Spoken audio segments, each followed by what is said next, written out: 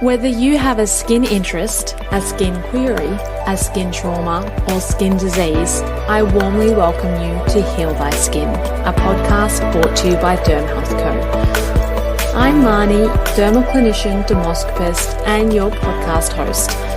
Skin is deeper than beauty, and our mission is to build the largest platform of specialised practitioners focused on skin health and skin empowerment. Join me each week where we go deep into the skin and beyond to hear stories and education from leading practitioners on a journey of skin health.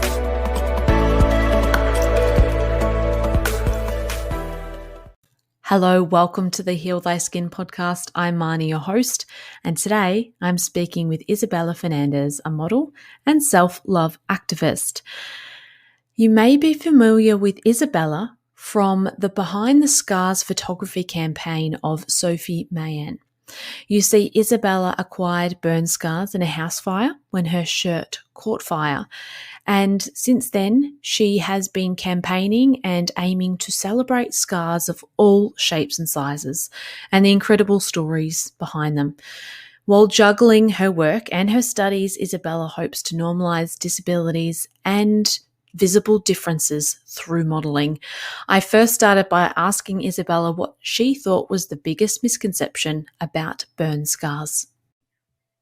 I think there's perhaps not quite an awareness of how long-lasting burn injuries are, and that they're sort of affecting your life long after the incident, with physio and having to take care of your scars. And I guess from an incident that can sort of happen very quickly, it's the sort of aftercare that is maybe perhaps quite difficult. And perhaps something that's not often spoken about either, that long treatment regime after a burn injury.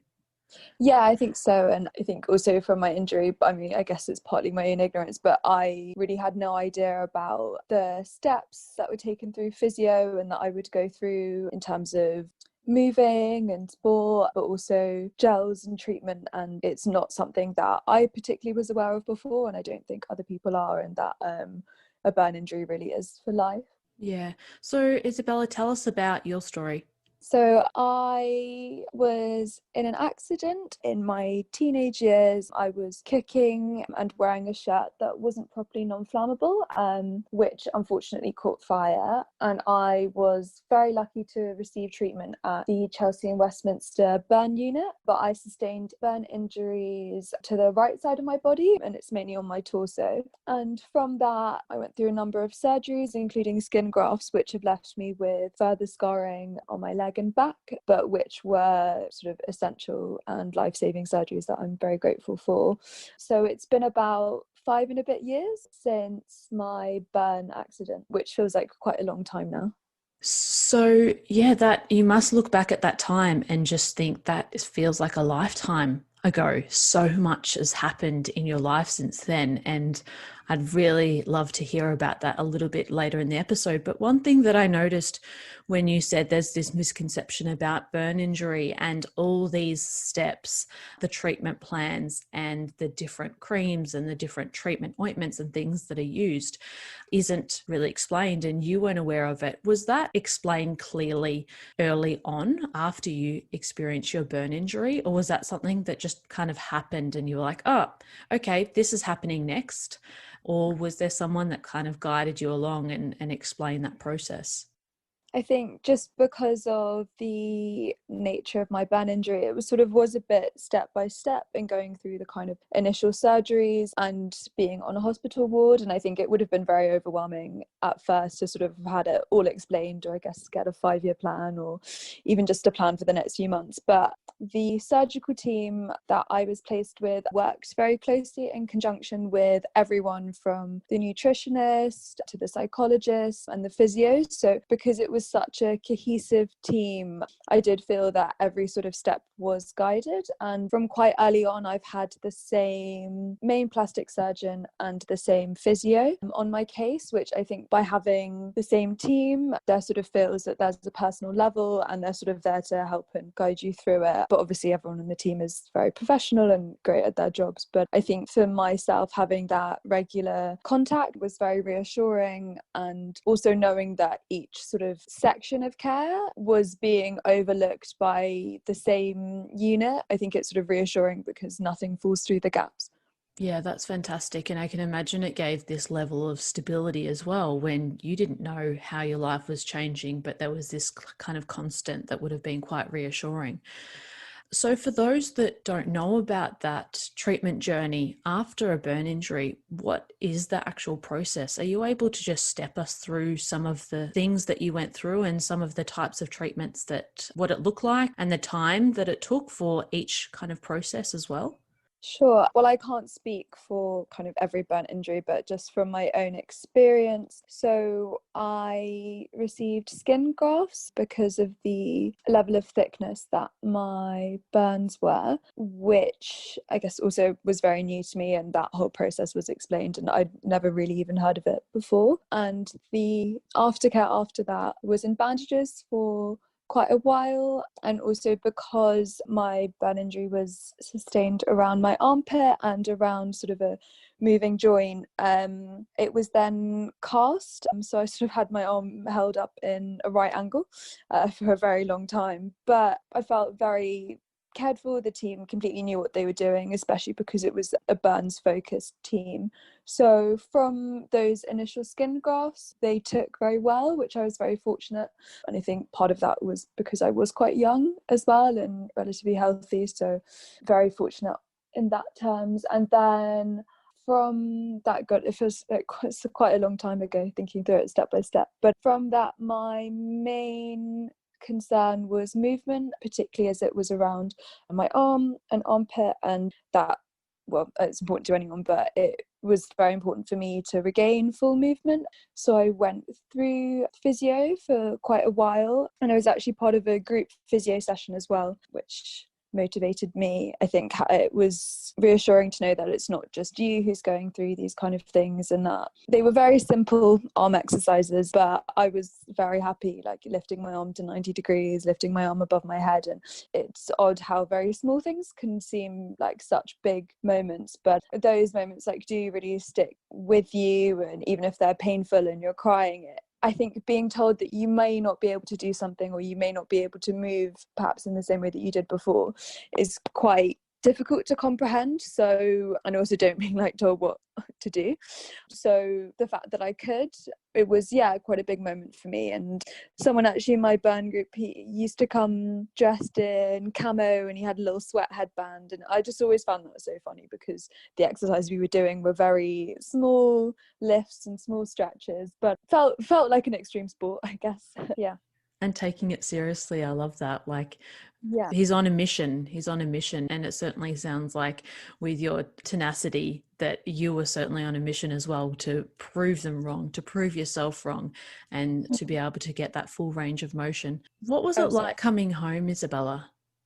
I think hospital wards are such an unusual space, and I mean, even to spend any time on them is it's very strange to be in sort of a sterile, clean environment where you have a team of people who are looking after you. And particularly as I was 17 at the time, so not that it would be really much more different as an adult, but it was just a completely new experience. My mum was an absolute rock through my time. So coming home, she was very supportive, and also the kitchen where I'd had my incident was redone while I was in the hospital. So in a way, coming home, it felt like a new but also safe environment, and I'd had my mum supporting me at home and the surgical team at the burns unit, and initially there was quite a lot of going back and forth with dressing changes, and then eventually for physio appointments. But yeah, it was a transition, and I was also at boarding school at the time, so it was sort of a step to come back from the hospital, and then a step in going to back to school and feeling supported with that. Yeah, wow. How far away was your boarding school from your, I guess, your normal like living life? Was it a challenge to all of a sudden be away from everything that was so stable and so, I guess, familiar in that short time period? I think my boarding school was about 40 minutes from home, so it's not too far. And because I was coming back and forth quite a lot with hospital appointments, I don't know, I think everything happened so quickly. And in a way, going back to school. I was in my final year of exams. That was a bit of normality that was nice to cling to. And school, particularly as it was a boarding school, they have sort of pastoral care plans anyway. So there was a selection of people who obviously there for your kind of well-being. So kind of in every stage, hospital, home, school, I did have. I was very fortunate that I had, I guess, a supportive team. Yeah, that's fantastic to hear. In regards to, I guess, maybe friends, family, did you find that your relationships changed, whether you distanced yourself or maybe you became closer, you valued relationships in a different way? I think I learnt to really value my friends and family, particularly after the accident, in sort of the way they came forward and expressed it, I guess, their friendship or our relationships through a number of ways, in sending cards or gifts or even just kind of checking in every so often. I think very small gestures feel very important when you're going through something that's quite difficult. And I think also from this, I perhaps maybe solidified my boundaries a bit more, and while receiving treatment, and particularly in the early days where everything was very intensive and sort of happening quite quickly, I also learned to have sort of time for myself and space for myself. And when I did want to socialize or felt that that was something that would be beneficial and that I would enjoy, that was great. But also I think it's also okay to say that you need space and time. And I think healing, I guess, physically is draining, but I think it's also quite, I like that I'd also kind of set up emotional barriers as well. I think were quite constructive. And it's interesting you talk about barriers, because as young women, we're still finding our place in the world, and barriers and being able to say no to people. Often we're people pleasers, we say yes to things. So it's really interesting that you were able to learn that lifelong skill from a traumatic event, but I'm sure it has been able to guide you even, going into adulthood as well. And it's a lesson that is so important, but many of us won't learn until much later on in life. Completely. So, in regards to your actual skincare regime, what did that look like and what does that look like now? A lot of moisturizing, particularly in the beginning. So in coming out of bandages, I was prescribed certain like medicated creams that I would do and massage into my scars. And I think it was really enforced into me that self-care was a step that I could take, but was very important, particularly in the early stages. And I think I'd also had silicone gel patches, and I used to wear this, I don't know how quite I describe it, it's a compression garment, so you're sort of tucked in, zipped in. But as it's been a number of years, I sort of went through that regime, and now I stretch and moisturize a few times a day, just as directed by my physio. But yes, a lot of moisturizing, and I think because skin grafts do get quite dry, but I'm not having to care for it in the same way that I was initially coming out of bandages. Yeah, lots of hydration. Yeah. Isabella, tell us about this photo shoot with Sophie, which is, I guess, where we came across you, the Behind the Scars project. And some other people may have seen you in this project as well that's listening to this podcast. How did you come to be involved? I'd love to hear about how you and Sophie initially met.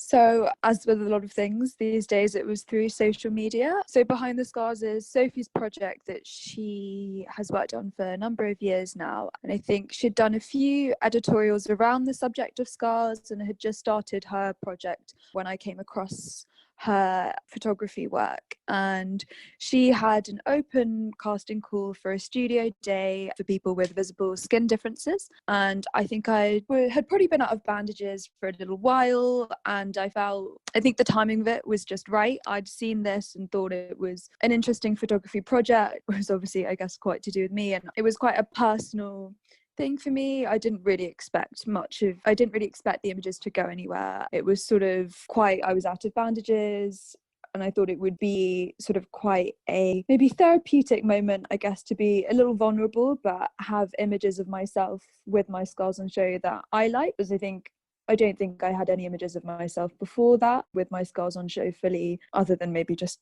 the hospital record. So it was, yeah, I think a moment to have artistic value and, yeah, time to, I guess, yeah, appreciate my body or perhaps think about it in a different way. So I went to that first initial shoot with Sophie, who was great. I think it was very minimal makeup. I think she had a hairstylist there, but other than that, it was very natural. It was shot with natural light as well. I think her dog was on set. Really lovely, relaxing atmosphere. And then from that, I think she'd popped the images on Instagram, and I guess I had my own little mini viral moment. And yeah, as I said, for myself, it was sort of the images were taken, I guess, because I'd wanted to do it and I wanted to have images of myself with my scars on show.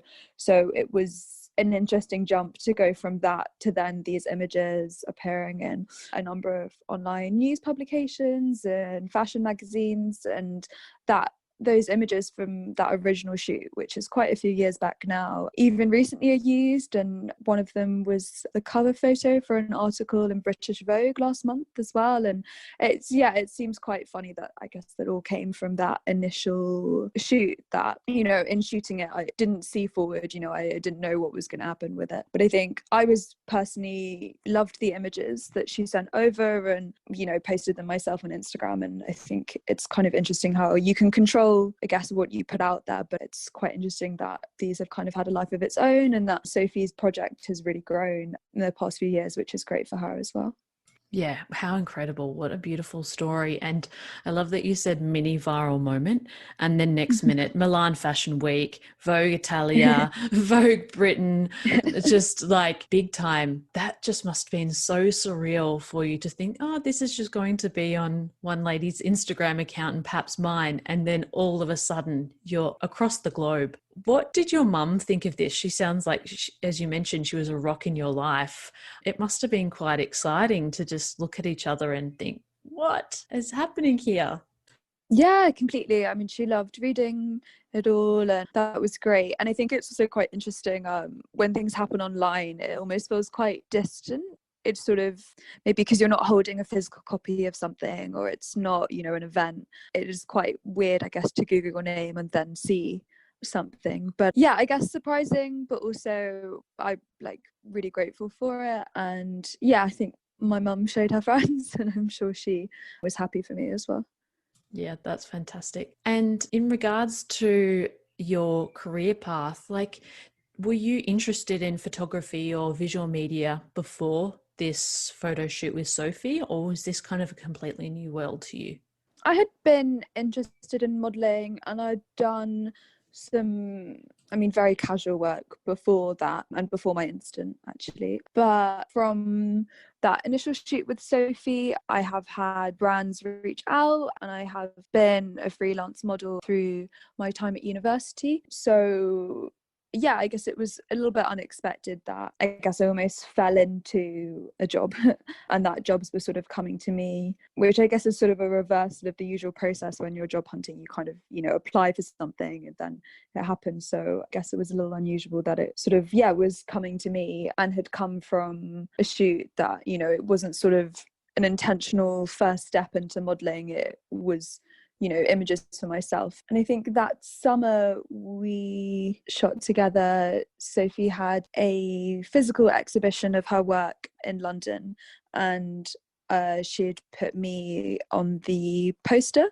the promotional poster, and I thought that was really fun. And maybe as well, I talked a little bit about how things had sort of been on the internet. So having, you know, being able to go to the show and, yeah, I guess seeing the poster and seeing her work displayed was a lovely moment for me. And I went with a few friends, and then I guess, yeah, the physical, I guess, modeling shoots after and what's come of it has been, yeah, an interesting addition to my time at university that I didn't really expect. Yeah, how exciting. What do you think the fashion industry could do more to inspire women? You mentioned that some brands came to you and sourced out you for marketing campaigns and things, but I'd just love to hear your experience and what you think you'd like to see more of in the fashion industry for maybe some of these brands that are, I wouldn't say ahead of their time, but maybe just thinking a bit more broadly about the types of, you know, people in the world, normal people. We're not all 6 foot blonde. Like, that kind of model image has certainly changed. Yeah, I think you're right in that this kind of idea of a model is really evolving. I mean, people are different heights, and I guess it's not just height, it's all everyone, every person has such a like range and individuality, and I think the modeling industry is moving to reflect that. I think from my own experience, it's been a little interesting to view, I guess, my body as a tool of, I guess, expression, because while I do have a visible difference, I think there's this balance between wanting to celebrate it and notice it and sort of be present in my body with my scars on show and celebrate that, while I think there's also this dichotomy of really being confident and happy with my body, but also just not wanting to be viewed as everyone else, but to sort of, you want someone to almost look at you and not even notice your scars. It's just, you're viewing, I guess, people, it's not, this is a person with scarring. It's kind of like, this is a person and their body's different, and that's not, good or bad. It's just different. So I think it's been quite interesting, because I'm quite conscious of the fact that when a brand does hire me, or even sends things through for Instagram promotion as well as modeling jobs, I do think it's quite interesting that for them it's a conscious step to hire someone with a visible skin condition. And it's interesting because some shoots will be very based around skin, others will be in long sleeves and you won't even be able to see my scarring because it is limited to my torso, or others it's sort of more about the clothing or whatever they are trying to market. But I think it's interesting for me because you're sort of being hired on your merits of, I guess, a model, how you look in front of the camera and being able to pose, etc. But also there's this addition of they're consciously hiring me or hiring someone with a visible skin condition. And I think, brands will have different motivations for that, but I think it's really encouraging. And it's also allowed me to connect with other people with burn injuries from all sorts of places across the world that I probably wouldn't have before, sort of in comments, or sometimes people will message me saying, oh, I saw you in this and we have scars that match, and it will be someone in Australia, America, wherever. And it's interesting, I guess, because we probably never would have physically crossed paths, but it's, I guess, nice to see yourself in someone else sometimes. And it's sort of interesting, I guess, to be part of this community that I guess none of us probably really had a say in joining, but this sort of, I guess, solidarity with other people who've gone through a similar situation, whether that be having skin conditions or through burns. Yeah, and it's, I guess, funny how many people have scarring in almost the exact same places as me, and we're twinning. Yeah, and that sense of I'm not alone, even though you have all this incredible support, there is something about someone that has been in a similar situation and walked a similar journey. And I really love that you touched on that importance of, you are not your scarring, and being able to identify as yourself as a person and then separate yourself from your scars, but also see, just that different perspective. I think is really important to look at and look for yourself, or well, for someone as with a visible skin difference, but also with brands, just to be really mindful if you are doing campaigns and things with someone with a visible skin difference, that it's not a token, that that it has meaning, and it's important that you're seeing that person behind the scar as well. Yeah. Now, from a perspective of body positivity, and you mentioned how self-care is really important to you, and your providers explained this to you early on in your journey as well. What exactly does that body positivity mean to you? Is that not identifying with your scar as not your personality? Or I'd just like to hear a little bit more about your view on body positivity, because it has blown up on social media the last year or two. And it is, I guess, a trending thing. Yes, it's extremely important, but I'd like to hear your perspective. Sure. I feel like body positivity, while it's, as you sort of mentioned, not really trend, but I guess a movement. But it's still, I think sometimes it can be quite hard to sort of connect your own personal experiences with representing, I don't know, a wealth of positivity or conversations around other people's body and how they engage with themselves and place themselves out into the world. And I think it's, yeah, I guess because it is sort of your own body and your own experience, and it becomes so personal. I think for myself, once I sort of opened that door of, posting images of myself online with my scars on show, I then was sort of conscious of what I was posting after, and sort of sometimes wearing a long sleeve can feel like is that a betrayal to myself? Am I not presenting myself? Am I not celebrating my scars? But, actually it might just be cold, or you're wearing a jacket or something. And I think, well, as with a lot of social media, I think a lot of it can be quite performative, and you kind of have to wonder if you're, are you really comfortable in your body and the way you feel, and that being a very positive aspect for your life and beneficial for you? Or do you feel that in posting these images you'll sort of get validation from other people for being comfortable in your own skin and your own body? And I think, yeah, it's a sort of quite odd balance, but I think it is really great that people are more conscious, I guess, of others' visible differences. And I also think there's sort of certain levels of respect that need to be taken in conversations around body positivity. And I think commenting on someone else's appearance, it's sort of this balance of, you wouldn't naturally do that, I think, in a public setting. Or, you might say someone looks great, but you wouldn't sort of pick out a certain feature of them, in conversation or meeting someone new. You wouldn't pick out a certain feature of someone and say, oh, that's so great, you're celebrating this, other people don't. And I think that sort of becomes quite backhanded. I think, if someone opens up a conversation around their body and how they feel in themselves, that's great to engage. And as I said, those sort of people are engaging much more online or with branding and hiring. But I think it does still stay very personal. And for me, I think when I realized I was feeling much more comfortable in myself, and obviously it is a bit of a journey, was when I was more concerned with, I don't know, a spot on my forehead than the way my scars looked. And weirdly, it seemed so, I guess, normal in teenage to be worried about spots, and that weirdly gave me a sense of normality. It's a world of difference from worrying about your scars and pain and, I guess, the way things look. And, everyone gets spots and it's normal. And yeah, I think with body positivity as well, I think it can also be quite easy for myself to, I guess, limit my own experience to the way my scars look, rather than perhaps my whole body or how I feel about my entire self. Because it is, I mean, was such a huge event, and it is, the most visible, I guess, trauma that you can see on my body. But I think everyone has their own feelings about their height, weight, shape, and whatever. That does remain very personal. And I think, yeah, body positivity, feeling confident in yourself is so important. But I think there is also this, yeah, sort of odd balance between, I guess, minding your own business and respecting people's relationship with their own body, and sort of, yeah, how that reflects upon yourself or wider community.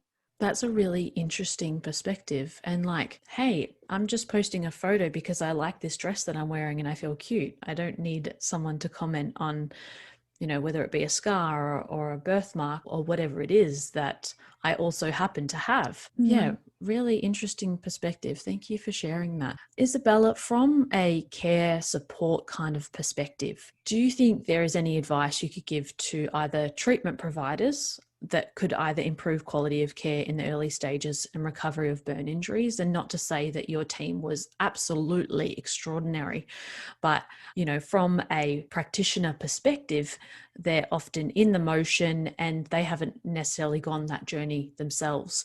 What would you like perhaps see for burn injury patients or people in the future?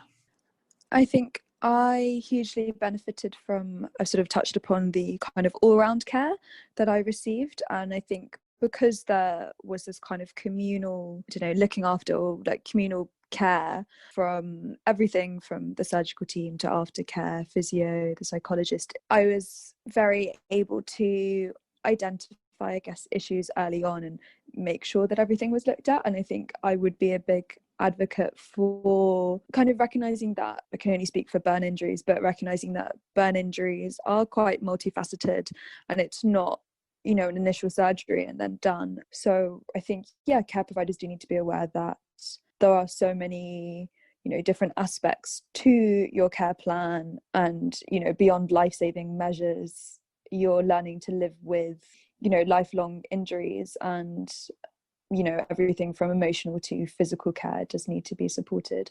I think I'm also very fortunate in the UK to have the NHS and a really, you know, well-rounded team. So I'm very grateful in that respect, and do understand that, you know, in different communities, different parts of the world, even probably in different parts of England, you know, the level of care and the type of care you receive is probably quite different. And I think also hospitals can feel quite desensitized. You know, they're very sterile environments, it's very busy teams, but I always felt that a personal touch did make such a difference and is sort of quite reassuring. I think particularly as, you know, it can be very overwhelming going through any sort of type of trauma and having to make decisions and informed consent in your care plans. That, you know, for example, with my plastic surgeon, he's got the same name as a jazz singer, and he always makes a joke when he introduces himself. He's like, "Oh, not the jazz singer," and it just lightens the mood. I mean, I know he's in full scrubs and it's in a hospital setting, but it just, I don't know, makes you feel balanced. And over the number of years, I mean, I'm sure he's just written at the top of my notes, but he will always ask about my studies or what job I'm having. And when some of the modelling did kick off, I occasionally sent over a few articles to him, and he had a few med students on his rotation, and I do remember going into one checkup and him introducing me as a famous model, and, "Oh, she's been in this and this," and I just thought it was, I don't know, it, you know, it's outside of my care plan, but it was a really sweet, I guess, nice thing for him to have done. And I think, yeah, care providers having that personal touch, it just, I don't know, it makes a world of difference, or at least for myself, in feeling comfortable. Yeah, that's so lovely. Like those soft skills, you know, those skills that Mm. really can't be taught. And as you mentioned, aside from those life-saving abilities and all that incredible knowledge that they have, it can be those little things that just that personal touch that can make all the difference. Isabella, I'd like, if you can, share some advice, maybe 3 pieces of advice for someone that might be struggling with either self-image, or maybe they're living with a burn injury. It might be quite new and they're still starting to try and identify themselves.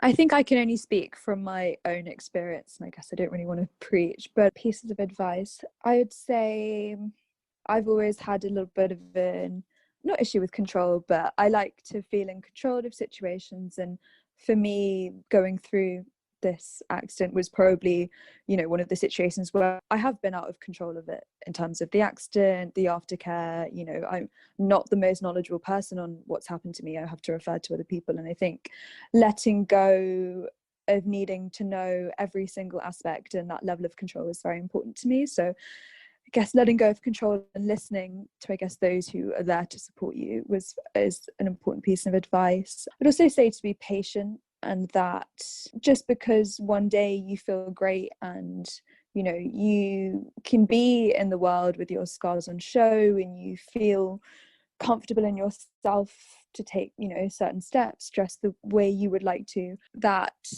just because that day feels that way, that it's also okay to have boundaries, and some days you might not feel that way too, and I think that's completely okay. So taking the time to sort of notice, I guess, how you are, how you feel in your body is very important. And I'd also say that if things get better, which it's sometimes quite hard to be, I guess, forward thinking, but I mean, I've been through so many experiences from the accident, you know, as a result of it, that I would never have imagined. And it's sort of, even just in this conversation, thinking back to 5 years ago, you know, it feels almost alien to me. I can't, you know, I move now, I swim, I cycle, you know, I'm in a really great place physically, and it's so odd to think back to a time where, you know, that wasn't.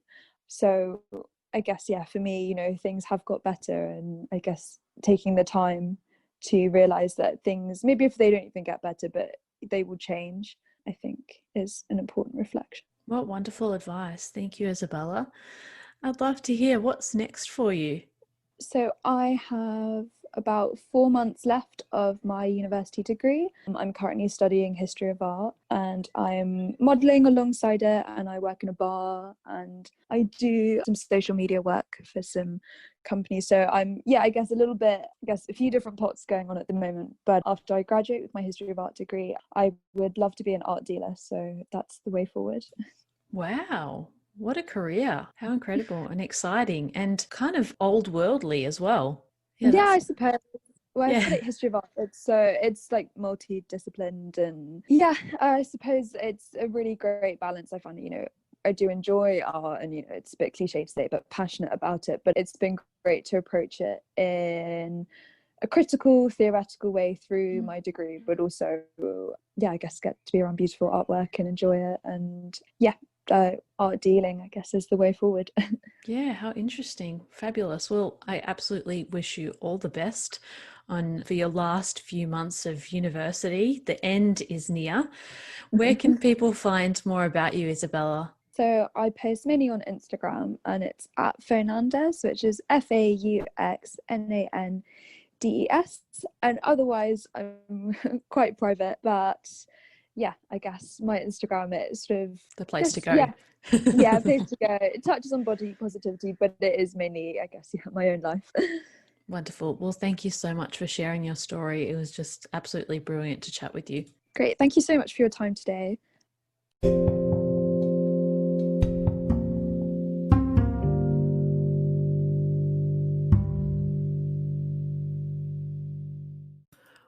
What an incredible conversation. I absolutely loved speaking with Isabella and hearing her story of both the trials and tribulations that she went through, but this journey of self discovery and self love, and just how this experience literally catapulted her into modeling and being in global campaigns and all over magazine covers.